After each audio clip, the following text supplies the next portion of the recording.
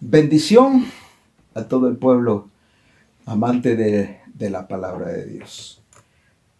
Estoy sumamente agradecido con Dios y con ustedes por esas aportaciones y sé que han estado siendo edificados por lo que Dios nos ha dado. Y este es el propósito de este programa, de estos videos, perdón. Que sean edificados. Para eso son los ministerios. Los ministerios del capítulo 4:11 de Efesios son para edificación del cuerpo de Cristo.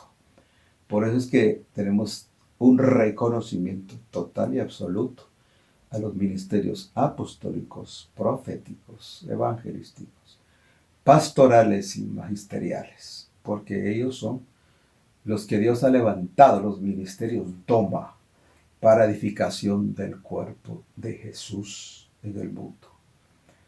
Hoy, en el capítulo 11 del segundo libro de Corintios, quiero compartirles algo que Dios puso en mi corazón. Se ha estado hablando bastante, pero bastante, muy edificante, por cierto, del regreso del amado. Esperamos al amado. Y una de las prédicas de un siervo que no recuerdo el nombre, tenía en su título ahí de la exposición y dice, la amada esparce fragancia. La amada esparce fragancia. Me llamó la atención. Y yo quiero aportar un poquito sobre este capítulo 11 que dice, ojalá, toleraréis un poco mi locura, empero toleradme. Pues os celo con celo de Dios, porque os he desposado a un marido para presentaros como a una virgen pura para Cristo. Pero el apóstol Pablo dice, yo tengo temor. Y me llama la atención la expresión de un apóstol de esta magnitud, donde dice, tengo temor, tengo miedo. ¿Cuál era su temor? Pues temo que como la serpiente engañó a Eva con su astucia, sean corrompidos así vuestros sentidos en alguna manera en la simplicidad que es en Cristo. Y eso me llamó poderosamente la atención. Comentemos. Aquel día, cuando Dios creó a Adán y a Eva, una de las cosas que siempre se ha hablado y nunca se ha llegado a una conclusión es qué clase de fruta se comió Eva. Pues todo el mundo tiene la teoría de que fue una manzana, ¿verdad? Una manzana. Es probable. Al investigar en algunas versiones podríamos encontrar alguna luz, como la nácar colunga o como Torre Samat o alguna de esas versiones, por ahí hay algo, pero será objeto de otro estudio. Entonces, el problema aquí es que Adán, dice la palabra de Dios que aquel día que vio a Eva, que le había fallado con la serpiente, entonces dice la palabra que Eva había corrompido sus sentidos al escuchar otra voz. Y aquí está el problema. ¿Cuántas voces está escuchando la iglesia hoy? Porque hoy tenemos una serie de cosas y algunas cuestiones que traen más confusión que edificación al escuchar tanta cosa, tanta información, tanta teoría, tanta filosofía, tanta exposición y tanta cosa que hay en el mundo. Pareciera que la iglesia está entrando a un periodo también de confusión. Pero entonces, ¿cuál es la preparación de esta amada? La amada. Creo con todo mi corazón que hay un remanente fiel. La palabra de Dios nos enseña que hay un grupo que pasará la grande tribulación, porque Apocalipsis 7 lo dice. ¿De dónde vienen estos? Vienen de la grande tribulación. ¿Y por qué? porque no se santificaron ni lavaron sus ropas en la sangre del Cordero. Y hay una gran multitud. Pero hay una novia, hay un grupo selecto, hay un remanente, que lo que se le ha llamado la novia, la esposa del Cordero. Pero esta novia tiene cosas muy particulares. Esta novia es la que tiene un amor por su amado. Pablo dice, quiero que me toleren esta locura. Yo temo que esta novia no sean también corrompidos sus sentidos como fue Eva, que perdió ese nivel de gloria que tenía. Yo me imagino que cuando Eva y Adán estuvieron en el paraíso, pues la Biblia dice que ellos estaban desnudos, pero los cubría una luz como la que yo tengo aquí en la oficina, una luz que pues nos da transparencia, nos ilumina. Eva y Adán irradiaban luz de pureza, de santidad, de gloria. Pero el día que ellos fallaron y se rompe la comunión con Dios, no se rompió la relación, se rompió la comunión. Las relaciones se rompen, la comunión no. La comunión del hombre con Dios se rompe. Y cuando esa comunión se rompe, entonces el hombre solamente queda en un nivel de alma. Y esa es la razón del por qué él tuvo temor cuando el Señor se paseaba muy cerca de él. Ahora él ya no siente placer, no siente gozo y alegría, la presencia de su amado. Tiene miedo, porque está al nivel de alma. Ha perdido la comunión. Murió su espíritu, murió esa comunión con su Padre. Entonces ahora tiene un nivel de alma, de igual manera con su amada Eva. Entonces algo pasó aquí. Ese pecado les trajo una involución, es decir, una degeneración, de tal manera que llegaron hasta el punto donde nosotros vivimos, donde vive la sociedad. Por eso Romanos capítulo 8 nos habla de un clamor. Dice que toda la creación gime, todas las leyes, todo el sistema, esta ecología, todo está contaminado. Y dice que gimen para estar en una nueva dimensión, en el estado original que tuvo Eva y Adán. Pero esto no vino solo por así, vino por una promesa. La promesa de que vendría un Mesías, el Cristo de la gloria. Él es el segundo Adán, el postrer Adán. Y Él nos trajo vida, vino con espíritu vivificante.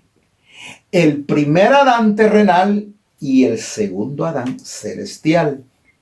El segundo Adán celestial nos levantó, nos restauró, nos vivificó y nos puso a un nivel de hijos de Dios.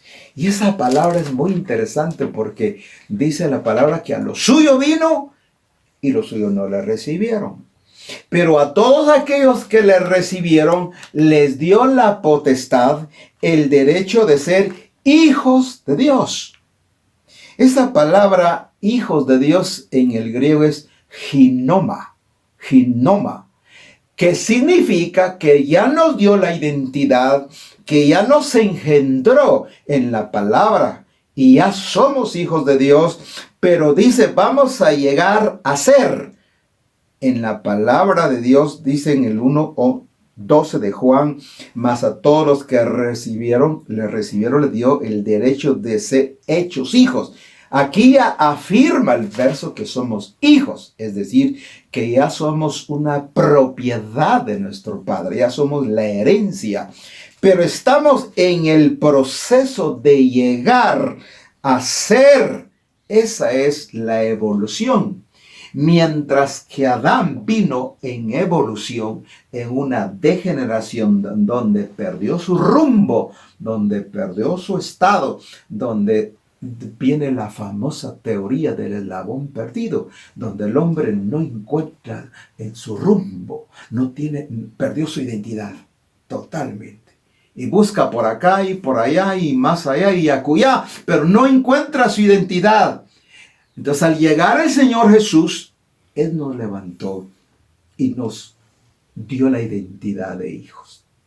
Por eso, solo aquel que es hijo de Dios ama la casa del Padre. Solo aquel que es hijo de Dios ama la ley del Padre. Ama las cosas de su Padre. Ama las cosas de su Señor. Por eso es que amamos a Cristo. Porque ese amor de tal manera amó, ese amor que Él puso en nuestra vida para llegar a ser hechos hijos de Dios, genoma el proceso de llegar a ser maduros y entender la relación de padres. Porque son 3 niveles. El nivel número 1 es hijitos. Es cuando el Señor nos perdona y estamos en el estado de la inocencia. Después habla de jóvenes, es el segundo nivel. Y el tercer nivel es padre. Son los 3 niveles. En la vida hay 3 niveles. Para que un árbol dé fruto, primeramente da el fruto, después más fruto y después mucho fruto. Es decir, Jesús lo enseñó de otra manera. Los que dan fruto al 30, al 60 y al 100%. Luego tenemos la otra aplicación muy interesante, que es el tabernáculo, donde vemos las 3 partes. El atrio, el lugar santo y el santísimo. 3 niveles. 3 niveles para dar más y más la talla. Pues bien, no me he perdido, todavía estoy en el capítulo 11 de 2 de Corintios, donde vemos que Pablo tiene temor de que esta Eva no sean corrompidos sus sentidos. Ahora, ¿qué son las 3 cosas que pueden corromper los sentidos de la iglesia? Los sentidos espirituales. Y a propósito, ¿cuáles son los 5 sentidos que tiene la iglesia? ¿Cuáles son los 5 sentidos que tenemos nosotros? Muy interesante, ¿verdad? Oír, ver, oler, palpar, gustar. Y fíjense que la iglesia también tiene los 5 sentidos. Por eso es que enseñamos los 5 ministerios. La iglesia no puede estar ausente de esta realidad de los 5 ministerios. No se puede. Los 5 ministerios son los 5 sentidos del cuerpo, lo que le da la forma doctrinal, así como la iglesia nació en Hechos en adelante, capítulo 2, fue una iglesia que nació apostólicamente. También hoy la iglesia tiene que ser una iglesia apostólica y tiene que tener una doctrina apostólica. Pero aquí hay 3 detalles que quiero ir cerrando con nuestras 3 verdades. Fíjense qué interesante que en el capítulo 11 que estamos meditando y en el verso 4 dice: porque si el que viene predicare otro Jesús del que hemos predicado y recibiere otro espíritu del que habéis recibido u otro evangelio del que habéis aceptado, pues no lo sufran. Descarten esto. 3 puntos importantes. Miramos qué significa esto. Número 1. Otro Jesús, otro espíritu y otro evangelio. Ahora, ¿es posible tener otro espíritu, otro Jesús, otro evangelio? Pues cuando vamos a la iglesia del libro de Apocalipsis capítulo 2 y versículo 1 en adelante hasta el capítulo 3, encontramos las 7 facetas de la iglesia. Y en cada una de ellas encontramos un error. Por eso Jesús se presenta como el sumo sacerdote glorificado para enfocar la situación en los problemas, los 7 errores de las iglesias. Hoy, entonces, para concluir, les mencionaré algunas cosas que son interesantes. Número 1. ¿Qué significa realmente otro evangelio? ¿Qué es otro evangelio? Bueno, miremos por unos momentos. Otro evangelio es tener el fundamento que no es Jesús. Los evangelios que tenemos en la palabra, los 4 evangelios, dan un enfoque sobre Jesús, los 4 puntos, los 4 aspectos, al encontrar a Jesús perfecto, porque los 4 puntos enfocan al Señor y no encuentran falla en Él. Es decir, que cuando uno estudia la palabra del Señor, uno se da cuenta que la Biblia no tiene error. El error lo tenemos nosotros, lo tienen los hombres, pero no la palabra. Por eso es que la palabra no tiene confusión. Ella misma se interpreta.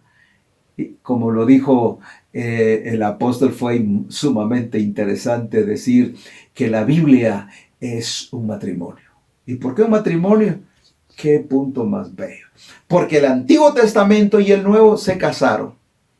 Entonces, ellos son un solo cuerpo.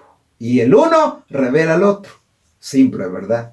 ¿Queremos buscar un error en la Biblia? No, nunca vamos a encontrar un error. Porque el Nuevo revela al Antiguo y el Antiguo revela al Nuevo. Interesante. Un tema muy particular para otro tema hacia adelante, donde hablaremos sobre los libros sinópticos, sobre libros, de todos los libros, cómo se compuso, cómo se compone la Biblia, todo eso es un tema interesante. Termino ahora. Otro evangelio. Otro evangelio es otro Jesús. Todas las religiones se enfocan a Jesús, pero lo que no aceptan las religiones es la divinidad. Ese es el problema. Lo aceptan como un gran maestro, como un gran filósofo, como una buena teoría, buena filosofía, pero jamás como hijo de Dios. Y ese es el error. De todas las religiones en el mundo, ese es el error. Ese es otro evangelio. Otro evangelio es otro fundamento, es otra predicación. Otro evangelio es un evangelio de publicidad, como la Odisea. Otro evangelio es tal vez llenar un auditorio, pero sin la verdad, sin el espíritu. Un evangelio sin cruz, sin sufrimiento. Ese es otro evangelio. El evangelio que yo creo es un evangelio donde Dios nos bendice. Todo lo que tenemos es una bendición. El evangelio de la prosperidad es un evangelio peligroso. Entonces Jesús hizo énfasis en muchas cosas de estas, pero ahora déjenme terminar, ya lo dije varias veces, pero ahora quiero decirles algo sobre interesante que es el evangelio. ¿Qué es el evangelio? La verdad de Jesús, la piedra angular. Pero otro Jesús es el Jesús de la historia, el Jesús de los Gálatas. Si viniese otro ángel y predicara otro evangelio, sea maldito. Qué fuerte, qué duro, pero así es. Jesús de la religión. Hay un Jesús histórico, es cierto, que tiene 18 años de silencio, interesante, pero hay una evidencia científica donde podemos comprobar qué hizo Jesús en esos 18 años. Jesús también le llamaron hijo de la fornicación. Sus hermanos mismos no creían en él. Hay una religión que dicen que Jesús fue hermano de Luzbel, hermano de Satanás, que el Señor lo reprenda. Imagínense, otro Jesús. El Jesús que algunos dicen que fue un fantasma, pero que no fue el verdadero Jesús. En fin, otro espíritu. ¿Qué es otro espíritu? El espíritu de error, espíritu de demonio. En Apocalipsis 16:12 dice que los espíritus a maneras de ranas, espíritus inmundos que están en el sistema de este mundo.